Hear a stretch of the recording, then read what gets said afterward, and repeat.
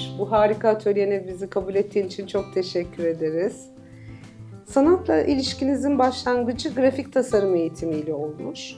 Marmara Üniversitesi Güzel Sanatlar Fakültesini tercih etmenizin özel bir sebebi var mı? O dönemler için benim için önemli olan 2 tane kriter vardı. Okuduğum üniversitenin bir İstanbul'da olması, bir de hakikaten sanatla ilişkili olması.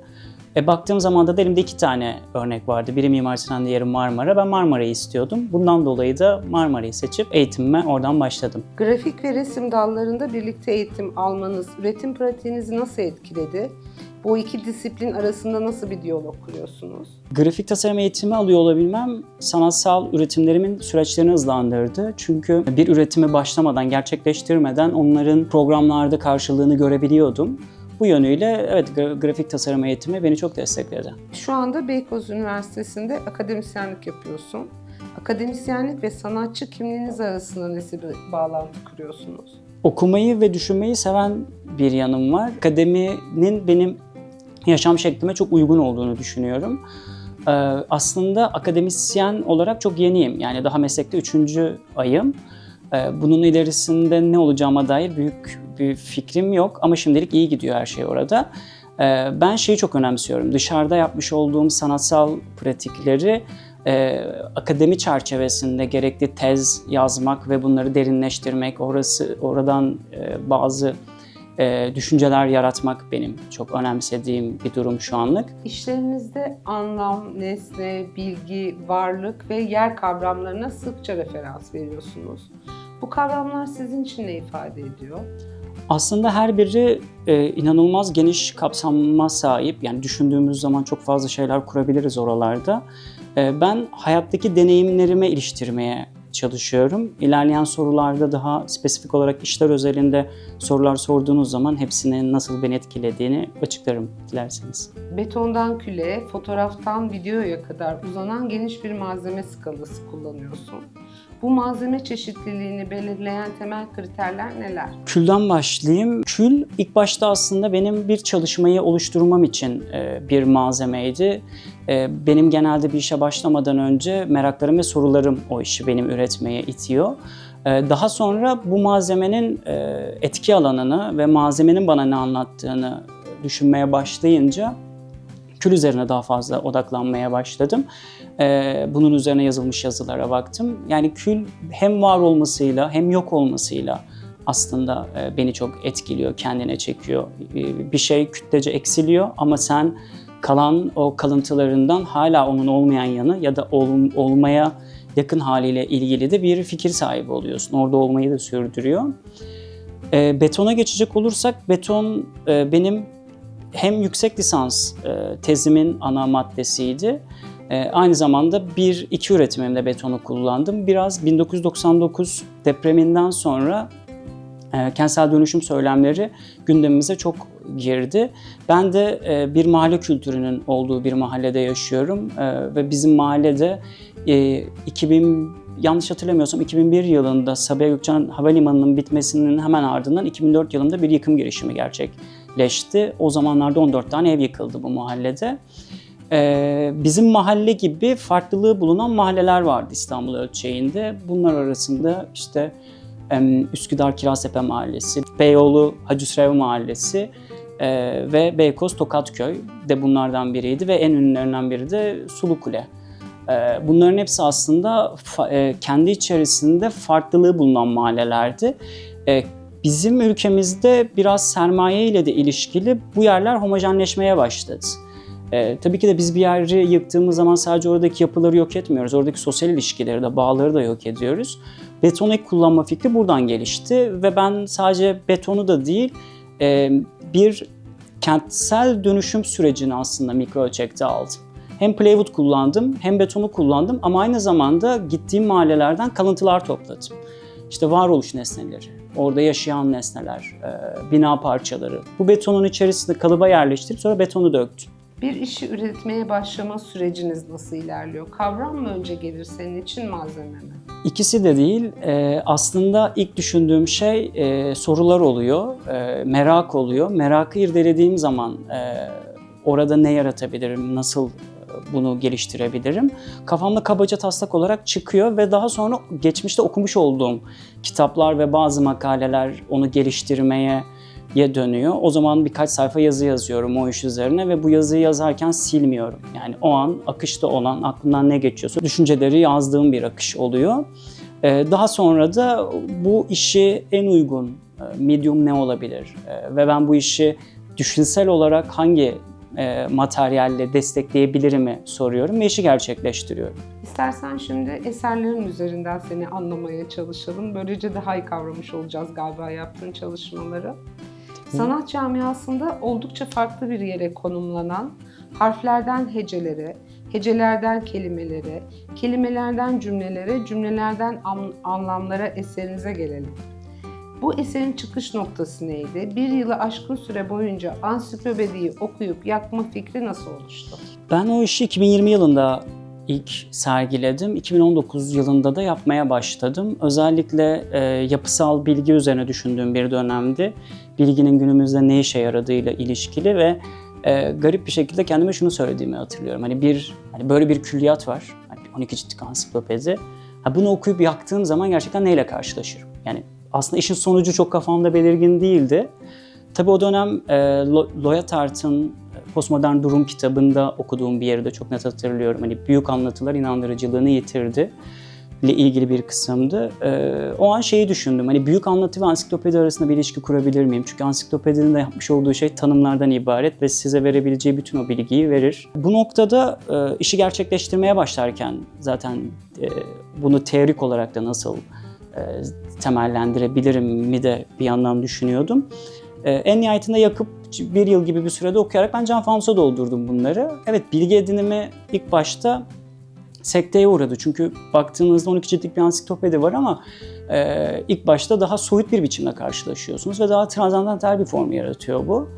Ancak kişi o etkiden kurtulup içine girdiği zaman belli başlı yerlerden o bilgi edinimini alabiliyor ama bu da çok sürekli olan bir şey değil.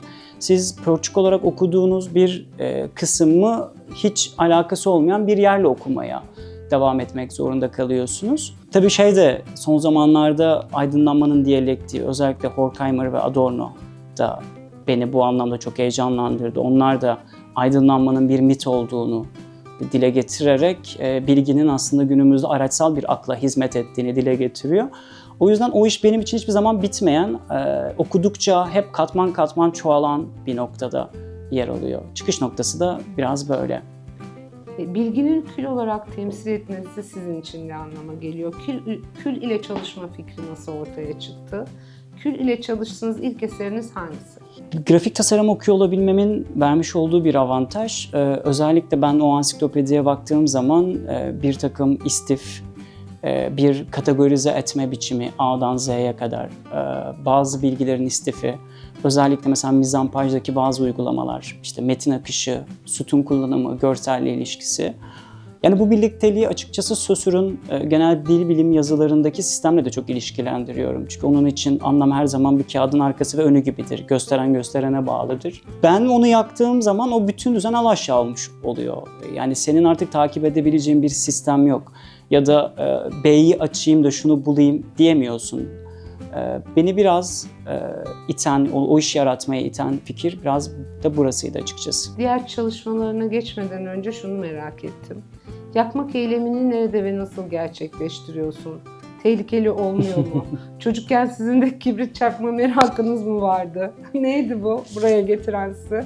Tabii bu işin şakası ama. Yakma aslında benim için bir deneyim. Ben bahçemde yakıyorum. Bu yüzden benim için çok tehlikeli bir yanı olmuyor. Ve bazen çok küçük ölçekte bu ateşleri yakıyorum ve çok kontrolcü bir yerdenim. Küçükken yok, öyle bir merakım hiç olmadı. Yani öyle bir girişimim de olmadı kibrit çakmak. Bu sadece benim bir işle ortaya çıkardığım harflerden hecelere, hecelerden kelimelere, kelimelerden cümlelere, cümlelerden anlamlara. Benim aslında yapmış olduğum ilk iş, biten ilk iş aslında bu. Daha önce başlayıp biten var. 2016 yılında ilk denemelerimi yaptım külle. Ama ilk biten işim o.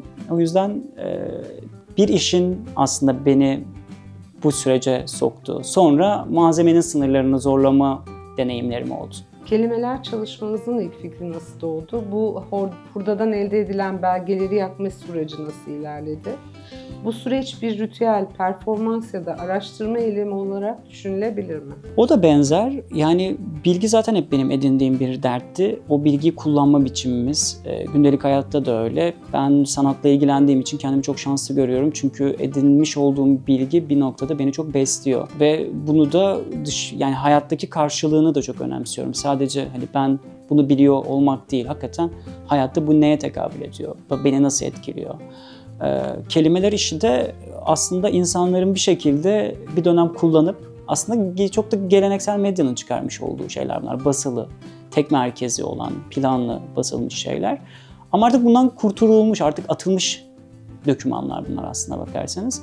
Ben de onları alıp yakarak aslında içlerinde ya ilk birincil anlamlarından kopararak sadece kelimenin kendisini ayrıştırmak ve o kalanı sergilemek. Belki yani bu kelime envanteriyle yeni bir metin kurgulamak isteğiyle biraz bu iş ortaya çıktı.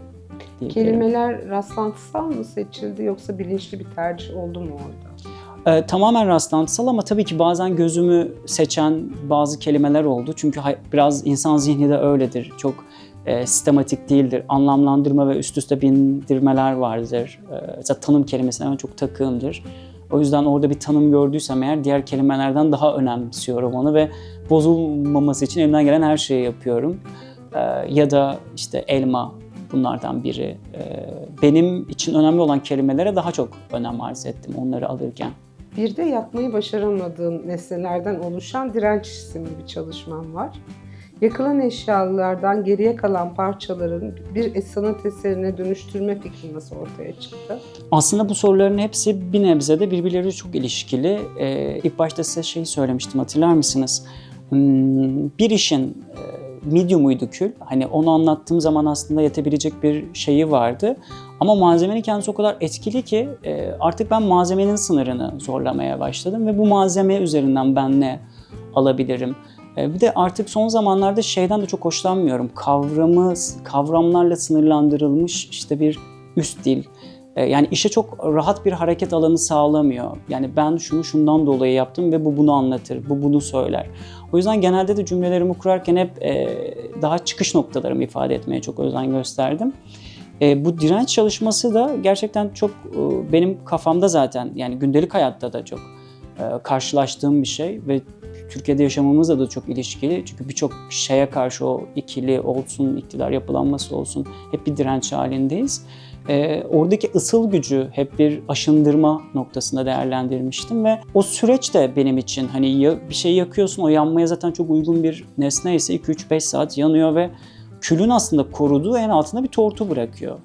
O yüzden ben onlara yanmayı reddeden parçalar diyorum. O aşınmaya rağmen, o fiziksel yok olmaya rağmen ve aynı zamanda orada olmasıyla da kendi kütlesi hakkında da bir bilgi veriyor.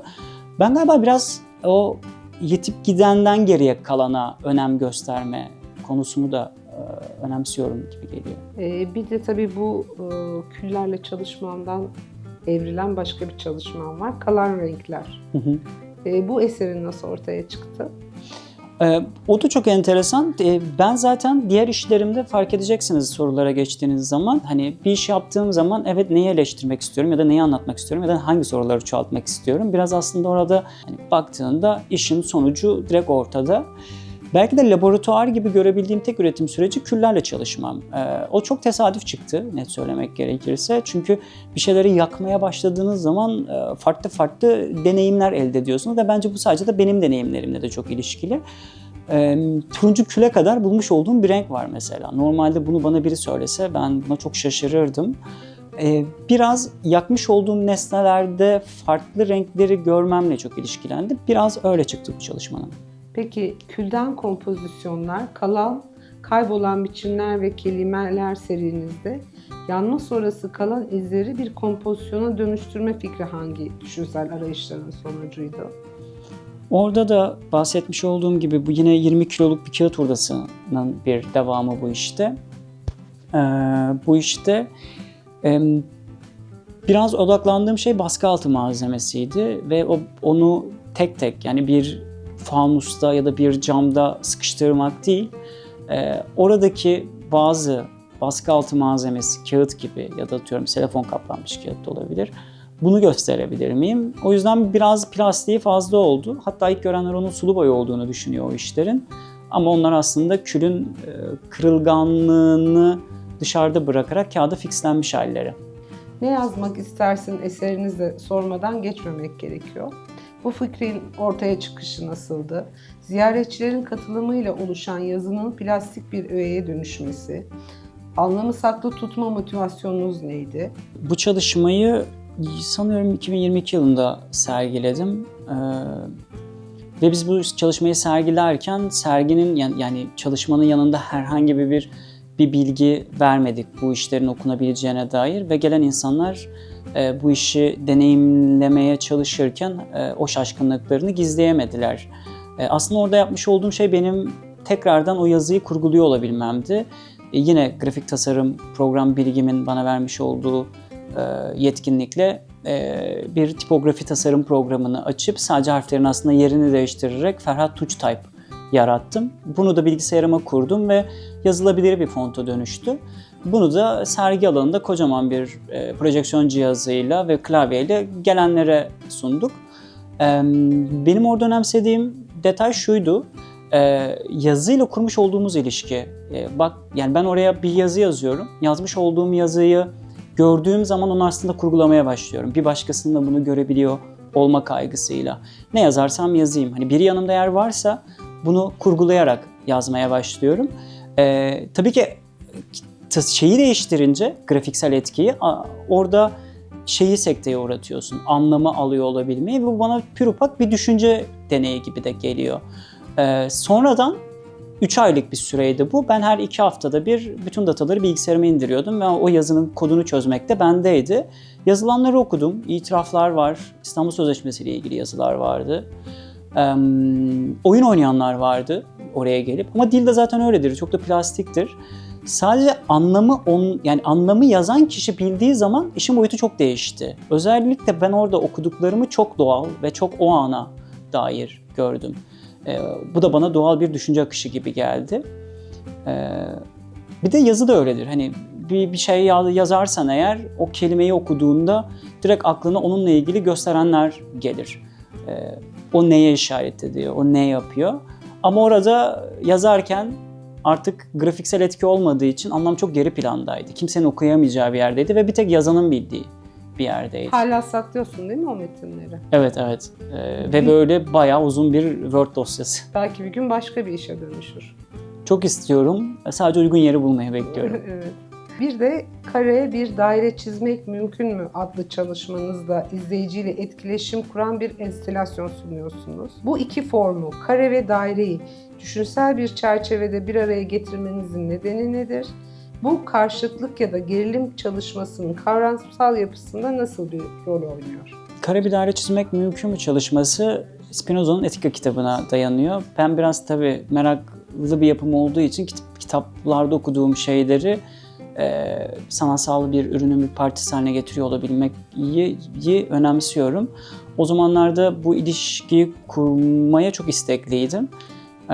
Spinoza'nın Etika kitabı da benim en sevdiğim kitaplardan biridir. Özellikle işte Tanrı töz ya da işte Tanrı'yı doğayla eşleştirip doğayı onun karşısına koyması. Kitap zaten nesnelliği önemsediği için geometrik formüllerle öneriler veriyordu. Orada geçen bir alıntı vardı. Alıntı kare bir dairenin kendi doğası biz açık bir şekilde kare bir dairenin niçin olamayacağını söylerle ilgiliydi. Kare bir daire çizmek mümkün mü?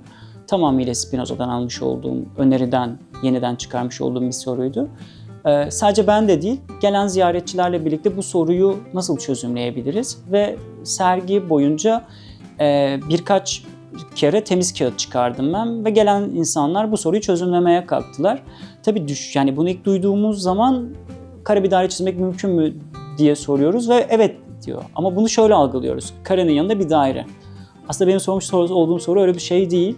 Gerçekte aslında mümkün olmayan bir şey. Biraz düşüncenin sınırlarını zorlayan anlam ve fikri buluşturmak üzerine bir öneriydi. Sınırların evrimi eserinizde çok ilginç. Siz bu konuyu araştırmaya yönlendiren temel sorular nelerdi? Yaşadığımız çağ muhtemelen çünkü her yerde Yani kötü iyi birçok haber alıyoruz. Özellikle savaşın hala devam ettiği bir coğrafyadayız. Tabii ki biz değiliz ama etrafımız öyle. Yani mevcut ulusal sınırlara baktığınız zaman evet bir sınırı var ama bir de tarihe baktığınız zaman, geriye gittiğiniz zaman aslında o sınırların çok dinamik olduğunu görüyoruz. Benim aklımda da hep şey sorusu vardı. Hangi yer kime ait? Gerçekten kime ait? Çünkü burası benim diyoruz ama bir şeyi kazıyoruz, başka bir uygarlıktan bir referans alıyoruz ve orada yaşadığını görüyoruz. Ben de bunun üzerine şeyi düşündüm. Yani ne kadar geriye gidersem ve günümüze getirirsem ve bu sınırları üst üste getirirsem ne görebilirim diye. İşte milattan önce 4000 yılından başladım. Afrika kıtası ve Güney Amerika kıtasında küçük bilinebildiğimiz küçük bir takım oluşumlar vardı. Ve harita üzerinde, haritanın genel sınırını vermeyecek şekilde sadece bilebildiğimiz uygarlığın sınırlarını alarak her 50 yılda bir oradaki mevcut alanı güncelledim. Ve günümüze kadar bütün hepsinin çizimlerini yaptım. En sonunda da bunları dijital ortama aktarıp çizgi yerine bir tipografi kullandım. Tipografiye de hangi yer kime ait diyerek bütün o çizimleri üst üste bindirdim.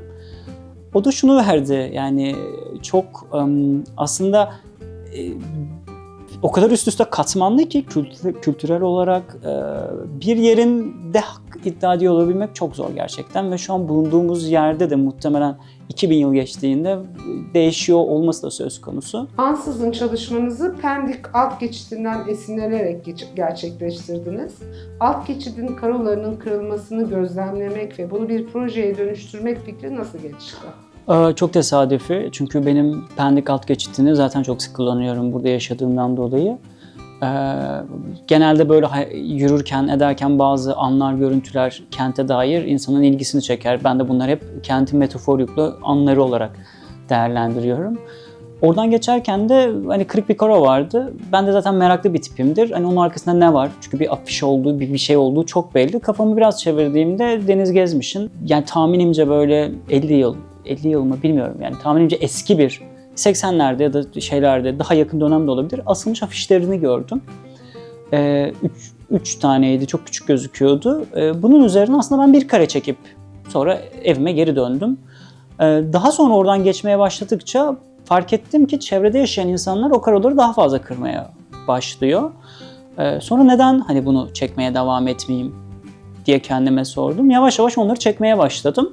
Ve o proje uzun soluklu bir proje.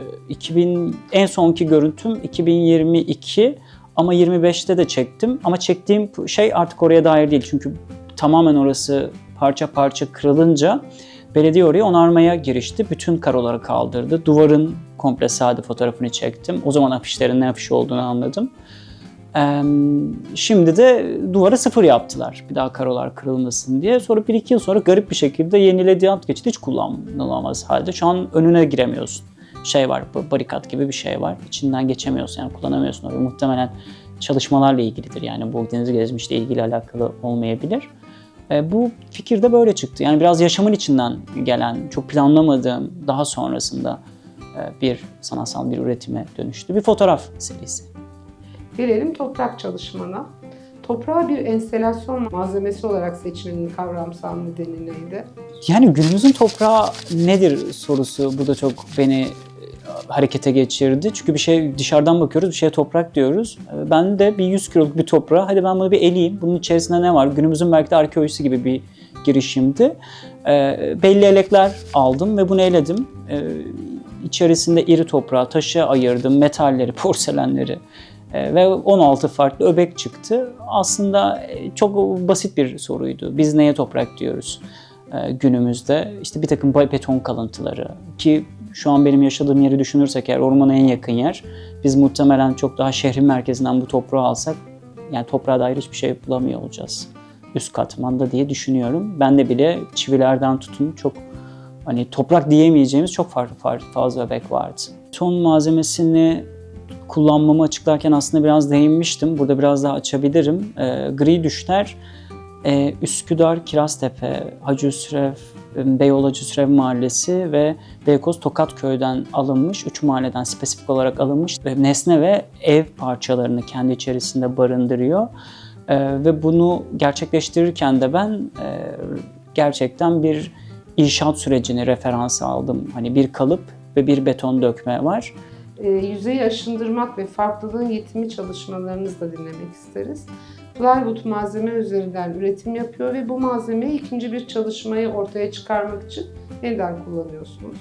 Bu tercihte sizi yönlendiren temel motivasyon neydi? Zaten yaşamış olduğum mahalleden biraz bahsetmiştim. Bir yıkım girişimi gerçekleşti buraya. Zaten belediyenin uzun süredir dönüştürmek istediği bir mahalle. Bizim gibi birçok mahalle var çevremizde. Bunun ana nedenlerinden biri Sabiha Gökçen Havalimanı'nın bitmesi, sonra Avrupa'ya otoyolunun geçmesi, büyük bir alışveriş merkezinin mahallemize yakın bir yerde konumlanması, antropolojik olan yeri zorunlu olarak dönüşüme zorluyor. Bu da sadece doğal gelişmiyor tabii ki. Yani buradan yüksek kar elde etme fikri de bu baskıyı üzerimizde hissettiriyor.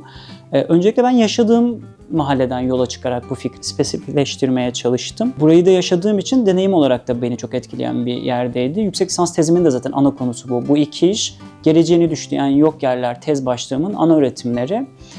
Ama sadece burayla sınırlı kalsın da istemiyordum. Çünkü bence bu Türkiye'nin de büyük bir problemi. İstanbul ölçeğinde hani bize benzer hangi mahalleler var ya da geçmişte hangi mahalleler farklılığını yitirdi diye bir araştırma yapmıştım. Sulukule bunların içerisinde önemlilerinden biri.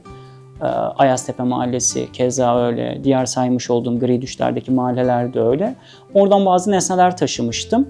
Sonra da zaten bir işte inşaat sürecindeki o kalıp malzemesini alıp 4 tane 2,5'a 1,25 ölçülerinde ilk önce düzlük işlevini ortadan kaldırdım oyarak. Oydum ve düzlük işlevlerini kaldırdım. Bu yüzeyi aşındırmak işi birinci kısmıydı işin. İkinci kısmında da bu plywoodlardan yeni bir kalıp yapıp içerisine o mahallelerden aldıklarımı doldurup transmikser aracıyla aslında beton dökmeyi içeriyordu bu proje. Burada da ben kalıpları söküp aslında hep o şekilde sergilemeyi çok öngördüm. Bu proje gerçekleşmiş bir proje değil. Sadece yapımı büyük olduğu için ve yapılacağı yerde kalacağı için bunun için de aslında bir öneri olarak sadece 3D'lerini sunabilmiştim. Yani farklılığın yitimi, yani çevremizdeki neden farklılıkları biz rehabilite edemiyoruz da onu homojen bir şekilde dönüştürmek zorundayız? Ya da oradaki sosyal ilişkileri neden yok etmek zorundayız? Biz buradaki yerlere, sosyal ilişkileri güçlendirecek şekilde bazı kent planları geliştiremez miyiz gibi soruları vardı. Günden güne eserinizde sormadan geçmemek gerekiyor. Günden güne fikri nasıl doğdu? Şehrin gözetim mekanizmalarını ele alma motivasyonunuz neydi? Bu da çok ilginç bir iş. Ya orada evet kameralar hayatımızın parçası ve her yerdeler ama benim mesela odaklanmak istediğim yer kimi spesifik yerler. Çünkü öyle yerler var ki aslında bu kameralar kişisel yapınızı ne kadar uzakta olursa olsun teşhir edebiliyor. Ve bunların bir de nesne olarak insanlar üzerinde etkisi var. Yani sen onu göz ucuyla görüyor olsan bile gözetim altında olduğun hissiyatı da insan hareketlerini çok şekillendiriyor. Ben o soruyu şöyle sormuştum. Hani günümüzün kimi kameraları? Çünkü hepsi değil bence. Hani bizim hayatımızı da güvence altına alan kimi kameralarımız var. Evde kullandığımız ya da başka bir yerde. Yani günümüzün kimi kameraları günümüzün panoptikomları olarak değerlendirilebilir mi? Çünkü o seni gözetlemiyor olsa bile senin gözetlendiğin fikri zaten orada. Biraz burada oluşan bir fikirdi. Yani o eylemlerimizin doğal akışını sınırlayan. Onun orada olması. Sen bir yere kamera mı kurdun yoksa var olan kameraları mı inceledin yoksa bu bir şey miydi? Soyut bir fikir miydi? Bu bir fotoğraf. Sadece fotoğraf. Evet, yani bu Bakırköy'de bir üst geçitten geçen insanların bulunduğu bir yerden ben kamerayı çok geriye koyarak çekmiş olduğum bir fotoğraftı. Ferhat, atölyeni açtığın için çok teşekkür ediyoruz. Çok güçlü çalışmalarla geliyorsun. Çalışmalarını görmeyi bekliyoruz. Tekrar çok tebrik ederiz. Çok teşekkür ederim. Teveccühünüz geldiğiniz için ben çok teşekkür ederim.